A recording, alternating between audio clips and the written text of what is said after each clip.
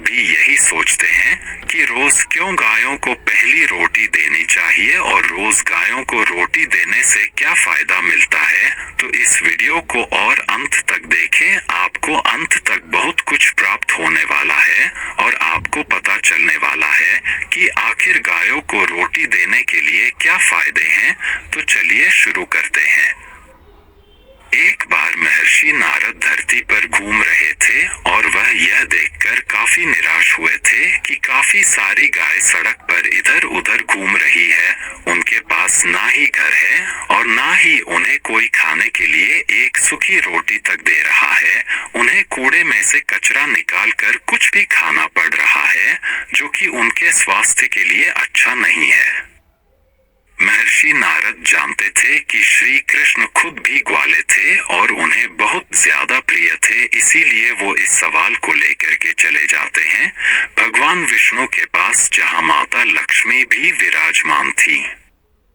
महर्षि नारद को इतना दुखी देखते हैं, विष्णु जी पूछते पढ़ते हैं, नारद आखिर क्या हुआ, तुम इतने ज्यादा दुखी और परेशान क्यों हो। आमतौर पर तुम बहुत ही खुश रहते हो, लेकिन आज हमारे चेहरे पर कुछ चिंता नजर आ रही है। महर्षि नारद कहते हैं कि वह भगवान विष्णु आपका एक अवतार श्री कृष्ण का भी है, जिसमें आपने ग्वाले का किरदार निभाया था। आप वहां गायों को चराने के लिए ले जाया करते थे और गाय आपकी प्रिय थी। लेकिन क्या आपको आज गायों की यह स्थिति देखकर दुख नहीं होता है। आखिर ऐसा क्यों है कि अब कई लोग गायों को रोटी नहीं देते हैं। हाँ सुनकर के माता लक्ष्मी भी काफी ज्यादा चौंक गई और उन्हें कहा कि हाँ ये सच है कि श्री कृष्ण के अवतार में गावों की काफी ज्यादा सेवा की जाती थी, लेकिन आज के कलयुग में लोग गावों को पूछते नहीं हैं और उन्हें सड़क पर घूमना पड़ता है। लाचारों की तरह उन्हें कूड़े में से खाना निकालना पड़ता है और ना ही उनकी किसी प्रकार की सेवा की जाती है। मुझे भी यह देखकर काफी दुख होता है। तो भगवान विष्णु क्या आप बता सकते हैं कि आज के युग में अगर हम दोनों को रोटी दे तो क्या फायदे होंगे, और आखिर जो इन्हें रोटी नहीं देता है उनके साथ क्या होने वाला है। भगवान विष्णु कहते हैं कि महर्षि नारद और मेरी प्रिय लक्ष्मी, मैं तुम्हें सब बताता हूँ कि क्या फायदे हैं आज के समय में गौ माता को रोटी देने का, और जो लोग गाय को रोटी नहीं देते हैं उनका अपमान करते हैं, उनके साथ कितना बुरा होता है। पृथ्वी पर एक बार एक धनवान सेठ था, उसका एक बहुत ही अच्छा कारोबार था। सेठ की एक सुंदर सी पत्नी थी जो कि उसका काफी ख्याल रखती थी। सेठ भी एक बहुत ही अच्छा इंसान था। वह समय समय पर अपने घर में अनुष्ठान करवाता था और साथ ही गरीबों को भी दान किया करता था। सेठ अपने जीवन से काफी ज्यादा प्रसन्न था, लेकिन उसके और उसकी पत्नी के जीवन में एक ही समस्या थी और वह संतान प्राप्ति थी। सेठ और उनकी बीवी को संतान प्राप्ति नहीं हो पा रही थी। और इतना ही नहीं, जिस सेठ का कारोबार सालों से बहुत ही अच्छा चल रहा था, अचानक से कुछ ही महीनों के अंदर वह दब गया। अब सेठ का कारोबार धीरे धीरे मंदा होने लग गया। उसके पास ग्राहकों की संख्या कम पड़ गई और उसके कारीगर भी कम छोड़कर जाने लगे। सेठ की सेहत में खराब होने लग गई। सेठ अपने जीवन में इतनी सारी समस्याओं को अचानक देखते हुए काफी ज्यादा परेशान हो जाता है। लेकिन उसकी धर्म पत्नी फिर भी उसका साथ देती है और हमें हमेशा प्रेरित करती है कि हमारा बुरा समय चल रहा है और हमारा अच्छा समय जरूर आएगा। सेठ भगवान की पूजा भी करता था और साथ ही साथ अपनी गरीबी की अवस्था में भी उसने काफी दान करना शुरू किया। एक दिन सेठ दुखी मन से खाना खाकर के अपनी पत्नी के साथ सोने लगा। लेकिन सोने से पहले उसने भगवान से मन ही मन में कहा कि वह भगवान, एक समय था जब मैं अपनी पत्नी को 56 प्रकार के खाने खिलाता था, मेरा अच्छा कारोबार चलता था। लेकिन अब अचानक से पता नहीं मुझसे क्या गलती हुई कि हमारे जीवन में इतना सब कुछ हो गया कि अब हम सूखी रोटी खा रही हैं और इस जमीन पर हम सोना पड़ रहा है, जहां मेरे पास पहले अच्छे से पलंग थे और अच्छा खासा घर था। वह सब कुछ भी अब मेरा धीरे धीरे खत्म हो रहा है। हे भगवान, मुझे इतनी अच्छी धर्मपत्नी देने के लिए मैं आपका शुक्रगुजार हूँ। आपने मुझे एक ऐसी धर्मपत्नी थी जो मेरा सुख और दुख हमेशा साथ देती है, लेकिन अब आपकी मुझे सहायता की जरूरत है ताकि मैं इस बुरे समय से निकल सकूं।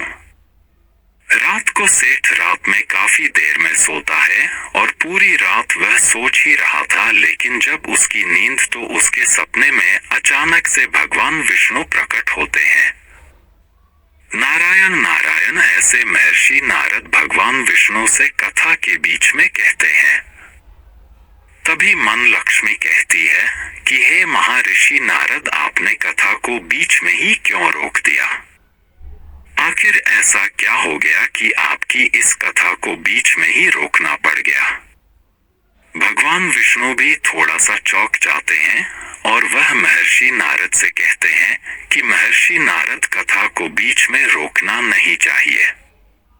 तब महर्षि नारद को अपनी गलती का एहसास होता है और वह कहते हैं कि वह प्रभु क्षमा करिए, मैं तो केवल आपकी सराहना में खो गया कि आप कैसे किसी दुखिया का साथ देते हो, इसलिए मैं आपका भक्त हूँ, क्योंकि आप हर भक्त की मुश्किल में उनकी सहायता करते हो। आपकी महिमा देखकर मैं इस तारीफ को रोक ही नहीं पाया और मैं भूल गया कि कथा चल रही है और इसके बीच में नहीं रोकना है। लेकिन प्रभु, आपकी महिमा इतनी मनमोहक होती है कि मैं अपने ख्यालों में से निकल आया और मैं आपकी प्रशंसा के लिए आपकी कहानी को, आपकी कथा को रोक दिया। मुझे माफ करना प्रभु। भगवान विष्णु और माता महालक्ष्मी दोनों मंद मंद मुस्काने लगते हैं। भगवान विष्णु कहते हैं कि नारद, आपको क्षमा करने की कोई आवश्यकता नहीं है। जो भी भक्त मुझे सच्चा दिल से याद करेगा मैं उसे पास जरूर दूंगा। अगर आपके कर्म अच्छे हैं तो मैं आपको कभी भी नहीं ठुकराऊंगा। आपने अपने भक्ति भाव से इस कथा को रोका, इसलिए आपको कोई भी दोष नहीं लगेगा। महालक्ष्मी माता जी कहती हैं कि नारद, मुझे आपके जैसा भक्त पाकर काफी खुश हुए। जब मैं आपकी भक्ति देखता हूँ भगवान विष्णु के प्रति, तब मुझे काफी खुशी मिलती है। भगवान विष्णु कथा को दोबारा शुरू करने की आज्ञा मांगते हैं। वह कहते हैं कि देवी लक्ष्मी और महर्षि नारद, क्या मैं कथा को आरंभ कर सकता हूँ? महर्षि नारद और महालक्ष्मी दोनों ही प्रभु से कहते हैं कि वह प्रभु कृपा है, कथा को सुनाकर हमें पुण्य का भागीदार बनाने की कृपा करें। इसके बाद भगवान विष्णु कथा को दोबारा से शुरू करते हैं और कहते हैं कि जब मैं सेठ के सपने में गया तो मैंने उसे जगाया और कहा कि भक्त, मैं तुमसे बहुत प्रसन्न हूँ। तुमने अपने जीवन में बहुत ही अनुष्ठान किए हैं, बहुत ही दान किए हैं। जब तुम्हारा अच्छा समय था और जब तुम्हारा बुरा समय था तुमने गरीबों को हाथ दिया है। तुम्हारे ऊपर हुई इस विपत्ति का कारण तुम खुद ही हो। तुमने अतीत में कुछ ऐसा किया है जिसकी वजह से तुमने आज यह दिन देखना पड़ रहा है। अगर तुम जाना चाहते हो ऐसा क्या किया तो तुम्हें किसी महान पुरुष के पास जाना चाहिए, जिनको पास करना काफी सिद्धियां है। आपको जरूर बताएंगे कि आपने ऐसा क्या अनुचित किया है जिसकी वजह से आपको यहाँ सब कुछ झेलना पड़ रहा है। सेठ कुछ कहता है, लेकिन इससे पहले ही भगवान विष्णु वहां से गायब हो गए। सेठ चौंक कर उठा है और साथ में सोई हुई पत्नी को उठा करके बोलता है कि धर्म पत्नी, मैंने अपने स्वप्न में भगवान विष्णु को देखा और वह मुझसे कह रहे थे कि मैंने अतीत में एक गलती की है जिसकी वजह से ही आज हमने इतना बुरा दिन देखा पड़ रहा है। हमारे साथ अचानक से सब कुछ बुरा होने लग गया है। ना ही हमन संतान प्राप्ति हो रही है और हमारे साथ ही हमारा कारोबार भी कम हो गया है। हमारा स्वास्थ्य अचानक से खराब होने लग गया है। इनमें सबके पीछे मेरे किए गए कोई दुष्कर्म है। मेरे से कुछ ऐसी गलती हो गई है जो मुझे पता नहीं है। उनकी वजह से आज हमने यह दिन देखना पड़ रहा है। तब सेठ की धर्म पत्नी कहती है कि वह प्रभु आपका बहुत धन्यवाद मेरे पति के स्वप्न में आने के लिए। स्वप्न में ही सही, लेकिन आपके दर्शन पाना एक बहुत ही ज्यादा चमत्कारी घटना है। और अपने स्वप्न में आकर हमने हमारी की हुई गलती का भी एहसास दिलाया, उसके लिए भी बहुत ज्यादा धन्यवाद। तब सेठ भी यह सुनकर भगवान विष्णु को मन ही मन धन्यवाद करने लगता है कि वह भगवान आज तेरे दर्शन पाकर मैं धन्य हो गया, मेरा जीवन सफल हो गया। आपने मुझे मेरे बुरे वक्त में साथ लेकर के मेरे प्रति बहुत बड़ा उपकार किया। आज से मैं ये वचन लेता हूँ कि मैं जीवन में हमेशा पुण्य का काम करूँगा और ना ही मैं किसी को दुख दूंगा और ना ही मैं किसी को दुख दूंगा। भगवान विष्णु को धन्यवाद करते ही सेठ की धर्म पत्नी पूछती है कि वह सेठ आखिर भगवान विष्णु ने आपको किस अनुचित कार्य के बारे में बताया, आभास दिलाया? आपने आखिर ऐसा कौन सा दुष्कर्म किया जिसकी वजह से हमने यह दिन देखा पड़ रहे हैं?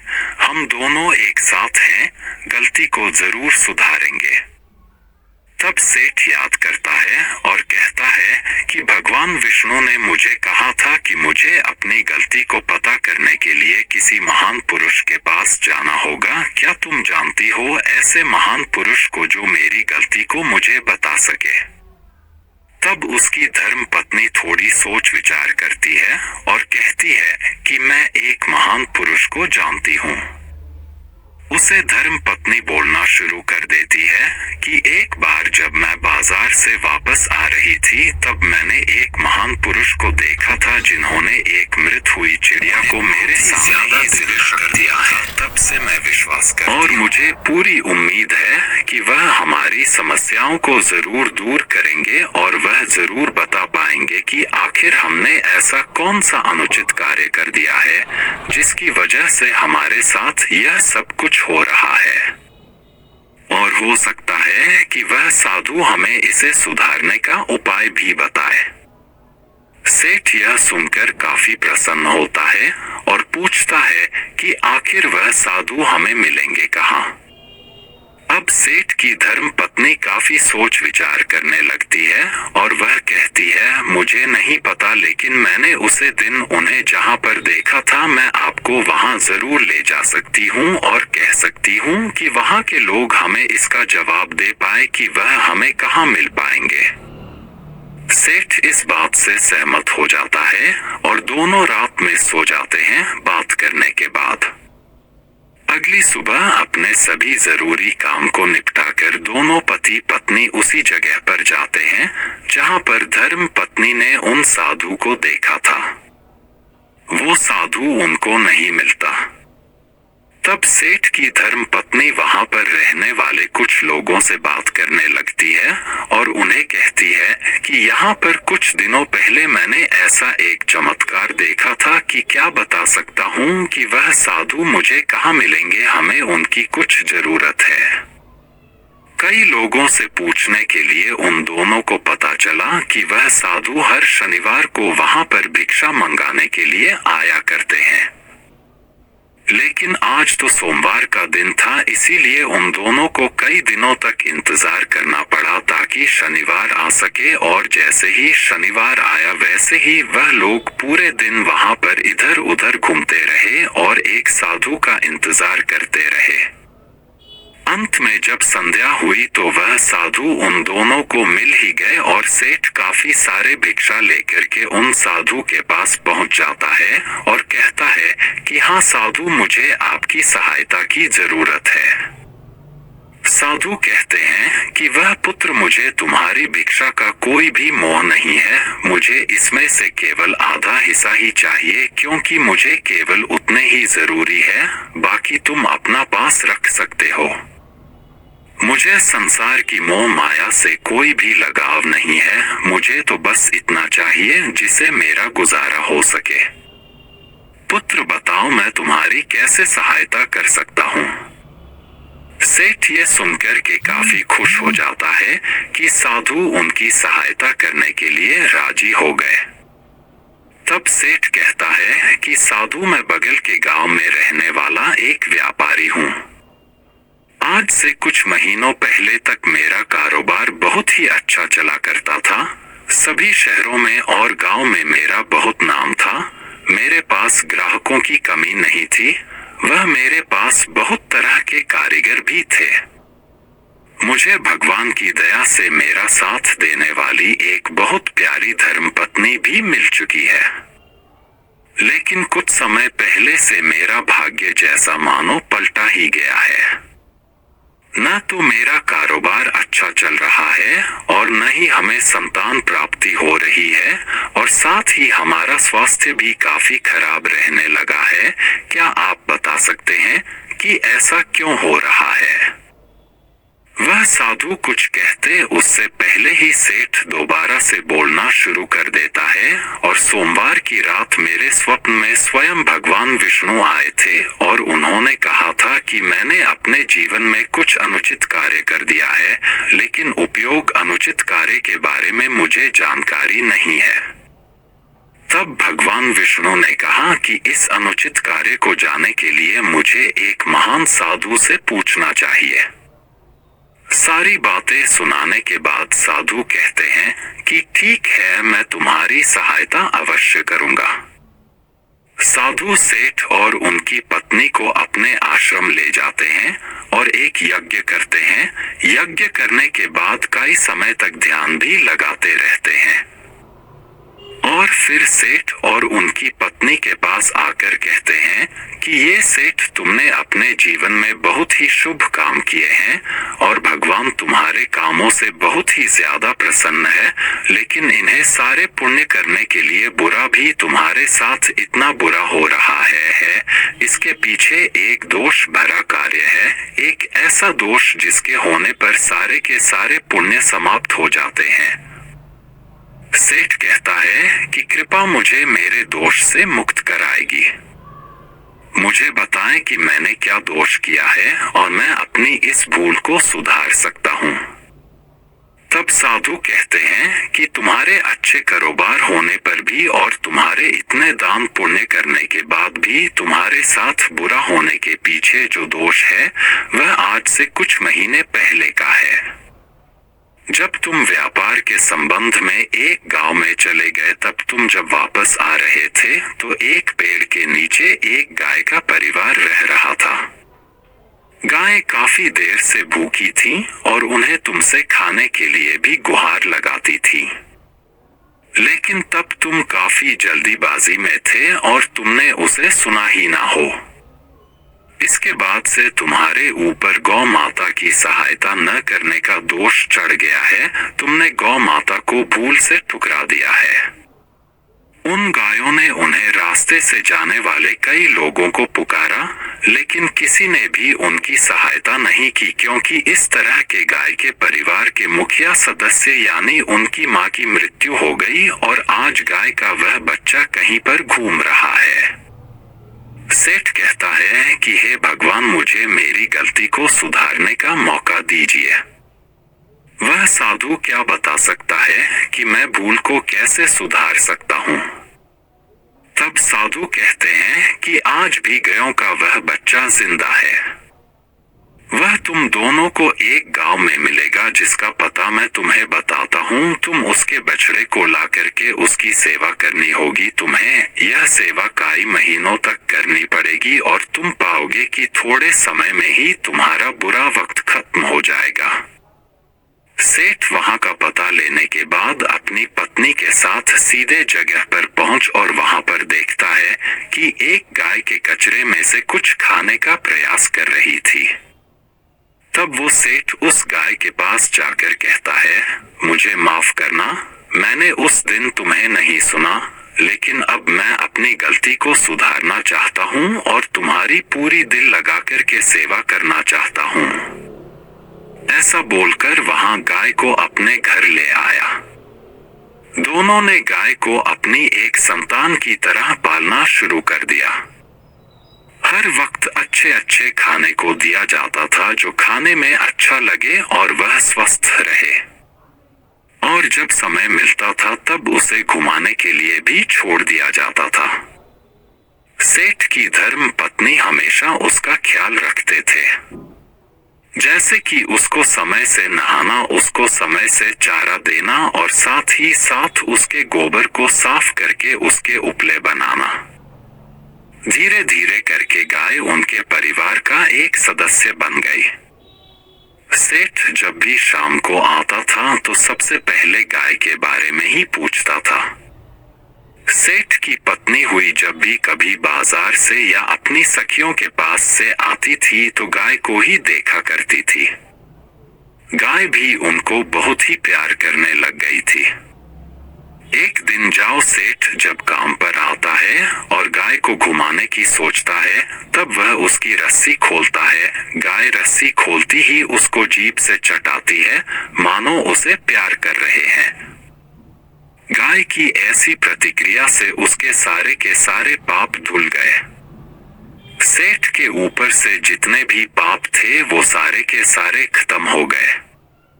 जब गाय घूमने के लिए चली गई तब सेठ के धर्म पत्नी आकर के उसका स्थान साफ करने लग गई। वहां का सारा उपला हटा दिया और उसे जगह पर अच्छे से झाड़ू लगाई। जैसी ही गाय के उपयोग के स्थान को देखती है उसके बाद कुछ ही क्षण में वह सेठ की धर्म पत्नी को देखती है। गाय के सेठ की धर्म पत्नी को देखते ही सेठ की पत्नी के सारे पाप उतर गए। अभी गाय को लाए हुए केवल 30 ही दिन हुए थे कि गाय को रोज की तरह घुमाने के लिए सेठ बाहर ले जाता है, लेकिन आज सेठ को एक व्यक्ति मिल जाता है और सेठ उसे उसका हाल चाल पूछने लग जाता है, जिसकी नजर कुछ समय के लिए गाय पर से हट जाती है और जब उसको याद आता है तो वह पता है कि गाय यहाँ नहीं है। वह गाय को ढूंढने लग जाता है और गाय के पैरों के निशान के पीछे एक जंगल की तरफ आ जाता है। तभी उसे अपनी गाय की आवाज आती है। गाय रंभा रही थी मानो कि वह सेठ को बुला रही हो। जब सेठ आवाज की दिशा में जाता है तो वह देखता है कि उस गाय पर एक शेर हमला करने की कोशिश करने वाला है। शेर गाय से थोड़ी ही दूर पर खड़ा था। इतने में फटाफट सेठ ने गाय को बचाने की कोशिश की और गाय को पीछे छोड़ दिया। सेठ ने शेर से युद्ध करने की कोशिश की, लेकिन वह इसमें माहिर नहीं था, इसलिए वह बार बार हार रहा था। अंत में सेठ ने कहा कि आप माता पार्वती के वहां हो, मैं आपको नहीं हरा सकता, मैं यह बात जानता हूँ, लेकिन आपको भूख लगी है। मैं आपकी भूख को शांत करने के लिए अपनी गाय की जगह अपने आप को समर्पित करता हूँ। यह गाय मेरी संतान की तरह है, इसीलिए हम अपनी संतान की जान के बदले अपनी प्राण को संकट में डालना चाहता हूँ। कृपया करके इस गाय को छोड़ दीजिए और आप मेरे प्राण ले लीजिए। तब गाय रहती है कि है सेठ, मैं तुमसे प्रसन्न हो गई। अपनी ही गाय के मुंह से यह बात सुनने पर शेर को काफी ज्यादा हैरानी हुई। तब शेर कहता है कि मुझ पर से ही चल करके भगवान शिव जी नंदी के पीठ पर बैठते हैं, मैं कैसे नंदी के ऊपर प्रहार कर सकता हूँ। यह सब कुछ तो मैं तुम्हारी परीक्षा लेने के लिए गया था। मैं समझ चुका हूँ कि तुम्हें इस गलती का आभास हो गया कि तुमने एक गाय को अनसुना कर दिया और उसके भूख को शांत नहीं कर पाए। मैं तुम्हें तुम्हारे हर एक दुष्कर्मों से और पाप से मुक्त करता हूँ। यह बोलकर कि वह शेर वहां से गायब हो गया और उसे गाय ने कहा कि है सेठ, आपने मेरी बहुत ही ज्यादा सेवा की है, मैं इसके बदले में आपको एक वरदान देना चाहती हूँ, मांगो मुझसे क्या मांगना है। सेठ कहता है कि मैं आपसे एक नहीं बल्कि 2 वरदान मांगना चाहता हूँ, क्या आप इसे पूरा कर सकते हैं। गाय रहती है, कहो पुत्र, मैं सब कुछ पूरा कर दूंगी। तो मेरी प्रथम इच्छा यह है कि मुझे एक पुत्र मिल सके। मैं अपनी संतान प्राप्ति की इच्छा आपके सामने पेश करता हूँ। कृपया एक संतान मुझे दीजिए। तब गाय रहती है कि मैं तुम्हारी इच्छा को जरूर पूरा करूंगी। आपको अपनी इच्छा को पूरा करने के लिए अपने घर में एक यज्ञ करना होगा और तुम्हें इस संतान प्राप्त हो जाएगी। सेठ अपना दूसरा वचन मांगो। सेठ कहता है कि मैं आपको अपनी एक संतान की तरह ही मानता हूँ। कृपया मेरे साथ जीवन भर रहिए। गाय कहती है कि तुम्हारा यह वचन पूरा यज्ञ करते ही यज्ञ की अग्नि में से एक संतान की उत्पत्ति होती है। कुछ ही दिनों में सेठ का धंधा भी अच्छा चलने लग गया और उसका स्वास्थ्य भी अच्छा हो गया। भगवान विष्णु कहते हैं, गाय को हिंदू धर्म में माता का स्थान दिया गया है। सनातन धर्म में गाय की सेवा और पूजा से जुड़े कई नियम बताए गए हैं। गाय को रोटी खिलाना न केवल एक अच्छी आदत है, बल्कि इससे कई तरह के लाभ भी मिलते हैं। अनेक धर्म ग्रंथों में गाय के महत्व के बारे में बताया गया है। पुराणों के अनुसार गाय में सभी देवताओं का वास माना गया है। हिंदू धर्म में गाय को एक महत्वपूर्ण स्थान दिया गया है। गाय के दूध को अमृत कहा गया है। वहीं दूसरी ओर पहली रोटी गाय के लिए निकालने का भी विधान है। आइए जानते हैं कि प्रतिदिन गाय को रोटी खिलाने से क्या लाभ मिलते हैं। गाय को रोज रोटी खिलाने से व्यक्ति के हर मनोकामना पूरी होती है। साथ ही इससे घर में सुख समृद्धि भी बनी रहती है। साथ ही गाय को रोटी खिलाने से जीवन में तरक्की के रास्ते खुल जाते हैं। सभी महत्वपूर्ण काम बनने लगते हैं।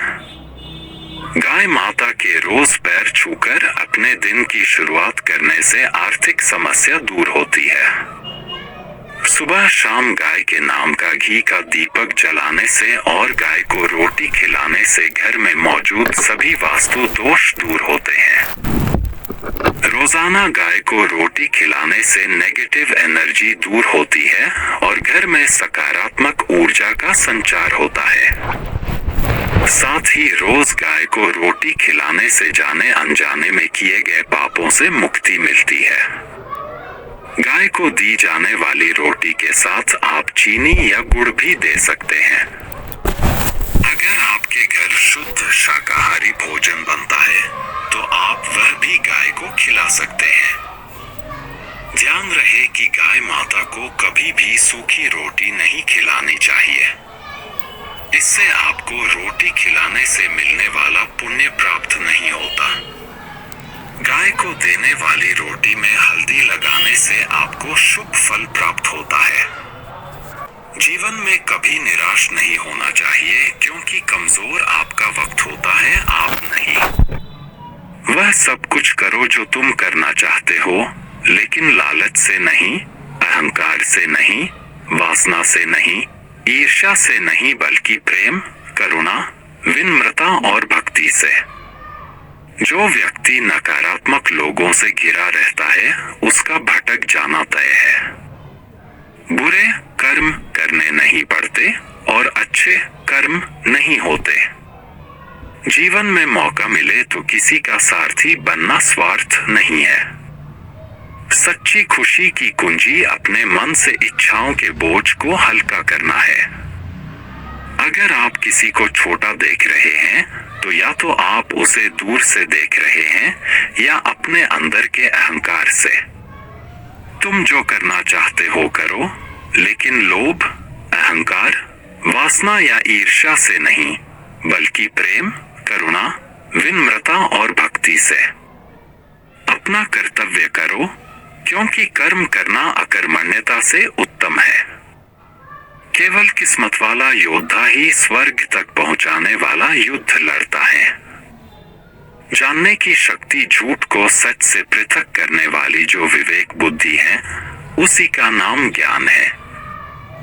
जो कोई भी जिस किसी भी देवता की पूजा विश्वास के साथ करने की इच्छा रखता है, मैं उसका विश्वास उसी देवता में दृढ़ कर देता हूँ। तुम उसके लिए शोक करते हो जो शोक करने के योग्य नहीं है, और फिर भी ज्ञान की बातें करते हो। बुद्धिमान व्यक्ति ना जीवित और ना ही मृत व्यक्ति के लिए शोक करते हैं। आत्मा न जन्म लेती है, न मरती है, ना ही इसे जलाया जा सकता है, ना ही पानी से गिला किया जा सकता है। आत्मा अमर और अविनाशी है। धर्म युद्ध में कोई भी व्यक्ति निष्पक्ष नहीं रह सकता है। धर्म युद्ध में जो व्यक्ति धर्म के साथ नहीं खड़ा है, इसका मतलब है वह अधर्म का साथ दे रहा है, वह अधर्म के साथ खड़ा है। मोहग्रस्त होकर अपने कर्तव्य पथ से हट जाना मूर्खता है, क्योंकि इससे ना तो तुम्हें स्वर्ग की प्राप्ति होगी और ना ही तुम्हारी कीर्ति बढ़ेगी।